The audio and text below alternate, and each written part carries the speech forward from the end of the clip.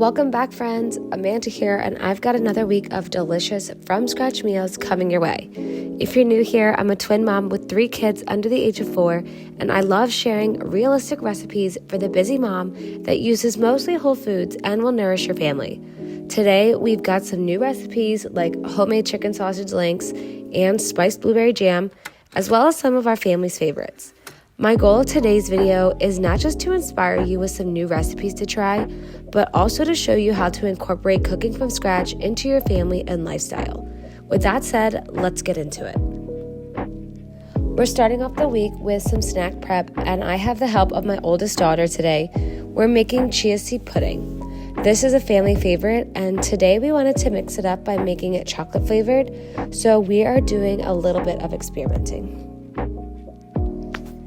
First, you'll add a cup of chia seeds and 2 cups of milk to a large container, preferably one that has a lid.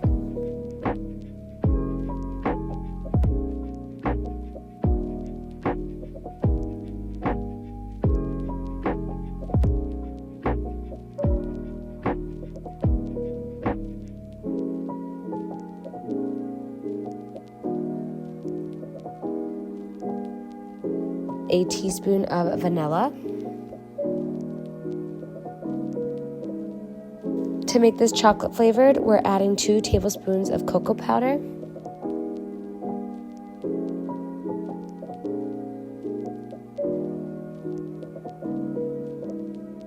And then for sweetness, I'm adding about a 1/4 cup to a 1/2 cup of maple syrup.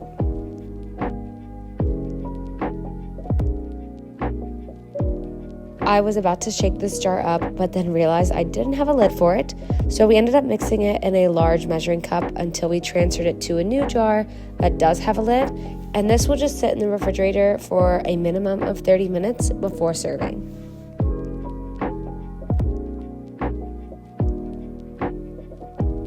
This batch did turn out a little bit on the thicker side, so I would recommend using a little bit more milk or less chia seeds than we did if you're going to make this at home.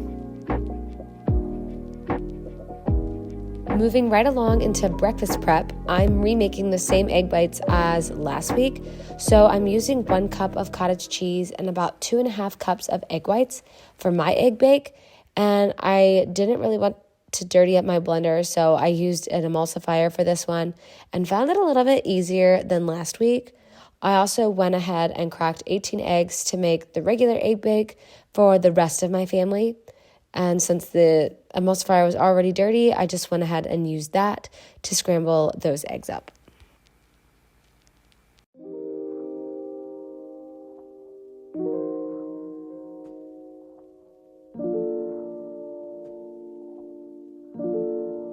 Both egg bakes are getting the same pre-cooked turkey sausage that I still had from last week and some cooked spinach.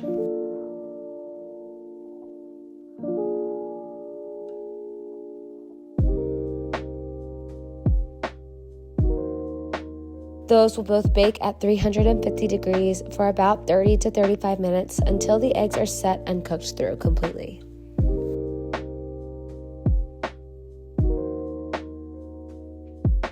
For dinner this evening, we are doing a baked version of chicken parmesan, and I'm starting by slicing 3 chicken breasts in half and then using my hand to tenderize them and get them into an even thickness. I'll then season both sides very generously with garlic, salt, and pepper.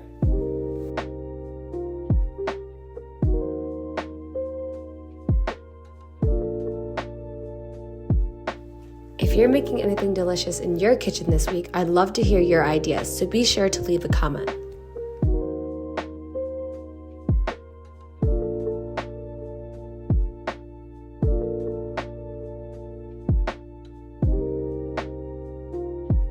When those are all seasoned, I'm going to move them to a baking sheet, and you'll actually want to throw these into the oven and bake for 7 minutes at 400 degrees while prepping the sauce, but I forgot to do that right away. So anyway, for the sauce, I'm using just plain canned tomato sauce, and then I'm adding in my own spices. So I'm going in with garlic, salt, pepper, and then Italian seasoning. This meal would go great with pasta, but we're actually going to be doing rosemary roasted potatoes, And to do this, I just chopped up about 3 or 4 golden potatoes, and then using the same seasonings here, I'm going in with garlic salt, black pepper, but then switching in rosemary. And I want to make sure that I massage all those seasonings in before putting them into the air fryer. Then for veggie, we are doing asparagus. So I'm just chopping off those thick bits at the end, and I'm going to saute this in a preheated frying pan. We're going to cook those down until they're like tender, but still a little bit crunchy.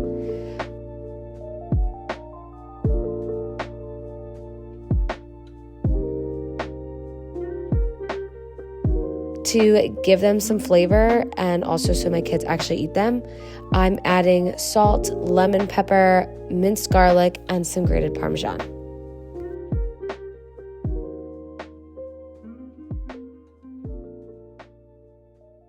When the chicken is done its first round of cooking, I flip it over and will layer each piece with some of that sauce.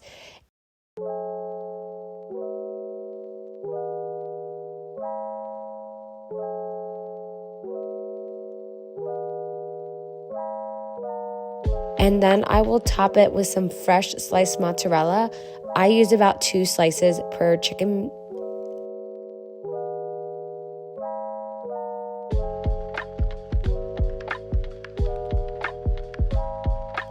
And these will bake for another 7 minutes until the chicken is 165 degrees internal temp. And just look at how yummy and gooey that mozzarella cheese looks on top of the chicken after it's all done. The potatoes also turned out so crispy from the air fryer, and I will top these with some Parmesan cheese.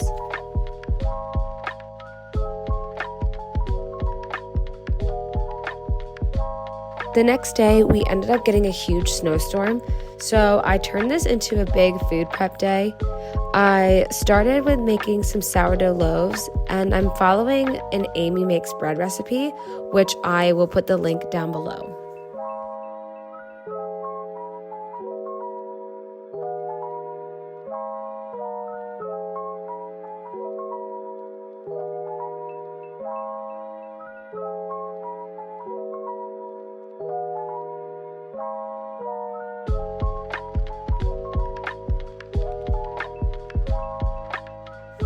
I was very grateful to have the twins' help during this process.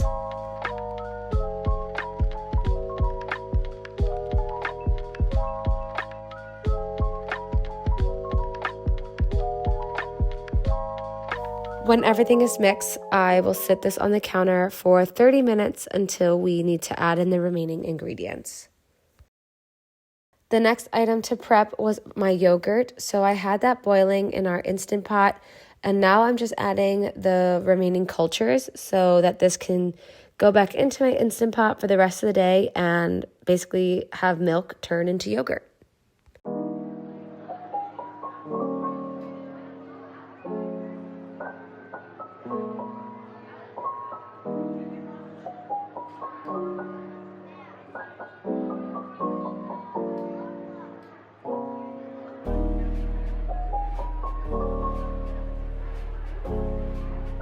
When those 30 minutes were up, I was able to add 20 grams of salt and then a remaining 50 grams of warm water.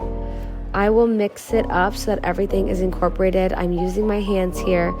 And when it's done, I'm going to put it back on the counter covered for 30-minute increments, and I will do stretch and fold until it will sit there the rest of the day until it's almost doubled in size.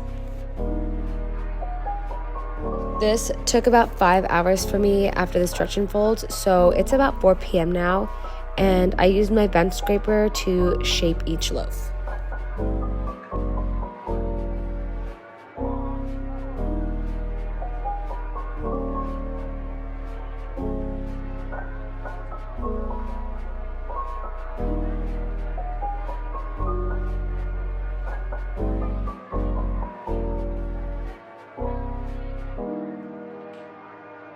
I personally don't have any of those special sourdough baskets, so I just use these baskets I picked up from a thrift store, and then generously flour clean dish towels before adding in my dough.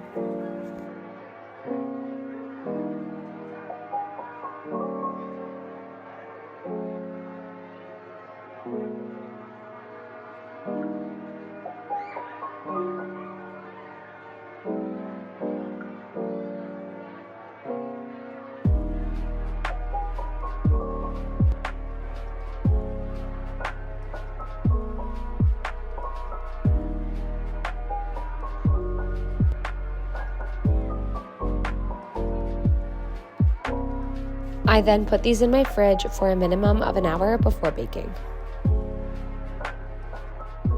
As I mentioned, this was a big food prep day, so I also had some regular yeast bread dough going in my bread machine that I'm turning into 12 hamburger buns because we're also having cheeseburgers for dinner tonight.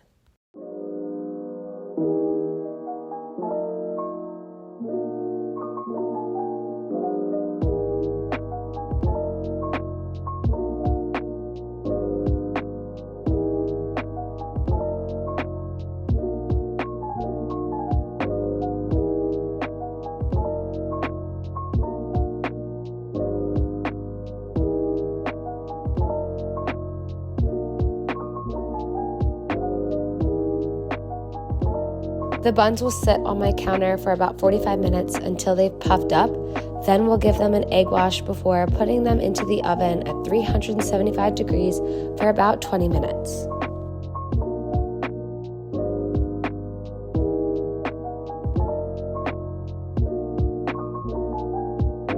While those were baking, I also pulled my yogurt out of the Instant Pot. It had been sitting for about 8.5 hours, and this is how it came out. I will cover this and let it firm up in the fridge overnight, and then I will strain it the next day to make it more of a Greek yogurt consistency. It was also now time to get those sourdough loaves in the oven, so I put it on some parchment paper and score it before popping one loaf into a preheated Dutch oven and letting it bake.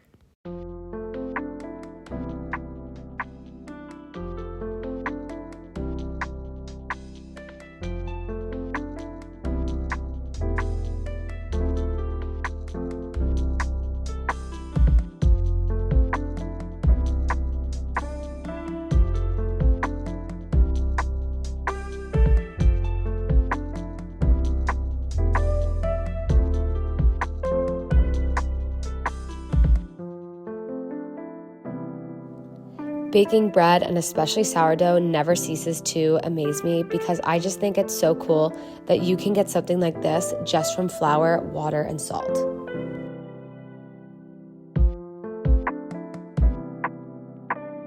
It's dinner time, and I have to say these were some of the best hamburgers I've made in a while, so I will leave a very loose recipe with measurements of what I used in the description box.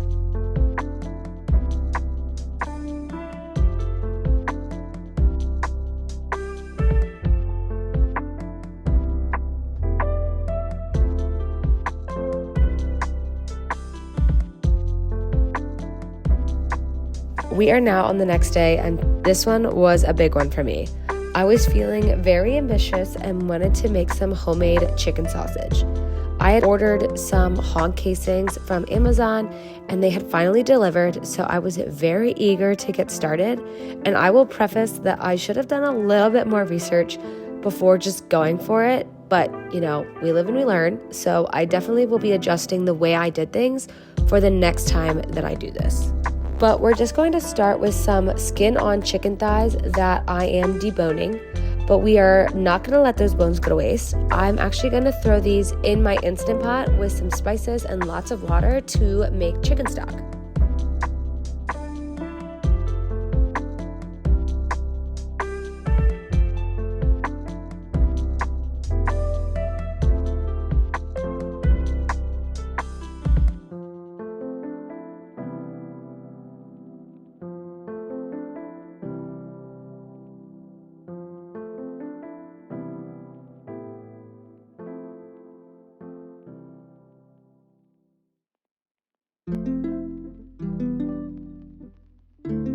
This is the true meaning of being efficient in the kitchen. We're going to let this chicken stock cook in the Instant Pot while we make chicken sausage, all the while not wasting any food. Now that we're back to the real task at hand, which is sausage making, I am throwing the chicken thighs that I've now sliced into narrow pieces into my meat grinder. And this was where the learning process started. After rereading my meat grinder manual, I realized I should have partially frozen this meat, beforehand because the meat was too soft and the skins kept getting wrapped up inside the grinder and just clogging up the system. So it ended up taking way longer than I anticipated. I ended up only grinding up about half of the meat, and then I removed the skins and froze the other half to try again another time.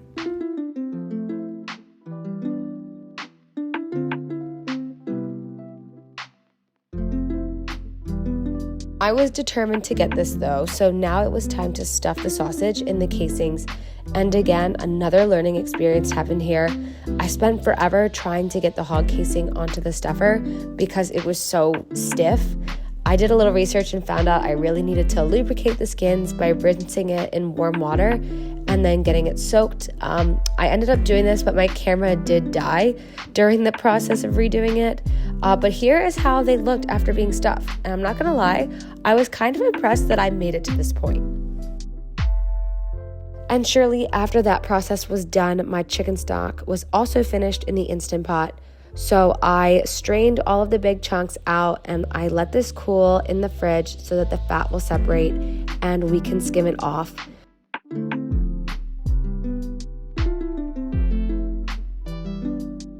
As I was approaching dinner time, I was really worn out from the earlier adventures of stuffing sausage and wanted to keep dinner pretty low-key with some homemade PB&Js, but I realized I didn't have any jam, so I'm using my sister-in-law's spiced blueberry jelly recipe from our shared family cookbook.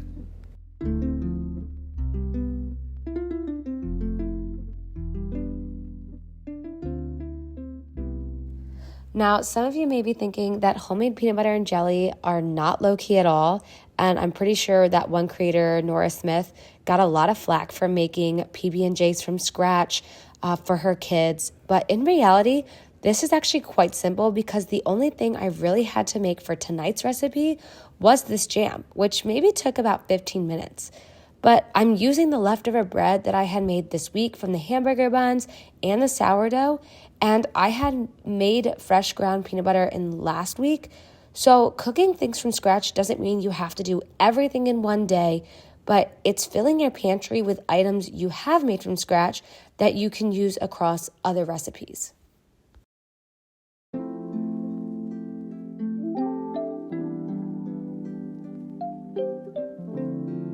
For some added protein in tonight's dinner, I also cooked up our very own chicken sausages, and look how nicely they turned out. I was so excited that this worked.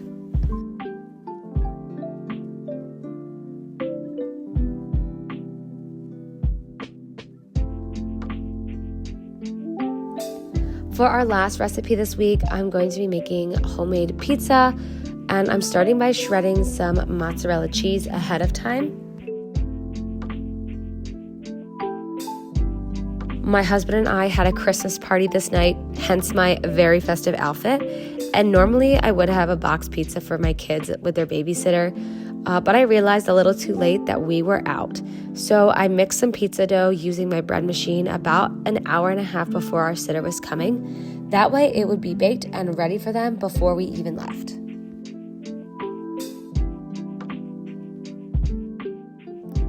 After making homemade pizza a few times, I've come to find this technique gets me the best results.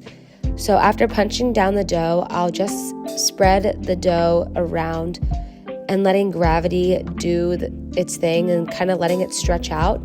Then I'll start using my fists to pull it apart before putting it down on a mesh pizza tray and then gently pulling out the dough so it gets all the way to the edges. I find that this allows you to get a nice thin crust without losing all the air bubbles that you would normally lose if using a rolling pin.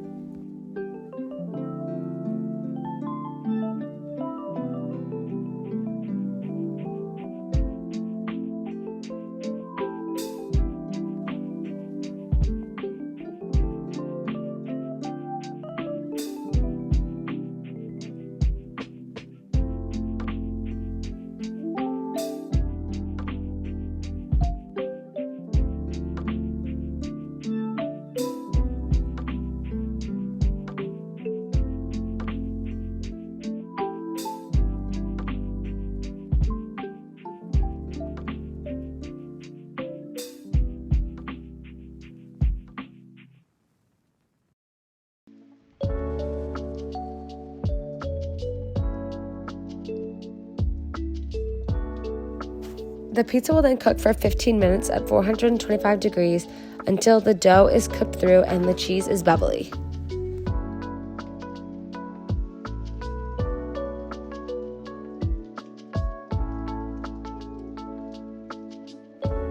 Thanks so much for watching. I hope you are inspired by this week's recipes, and I hope to catch you in the next video.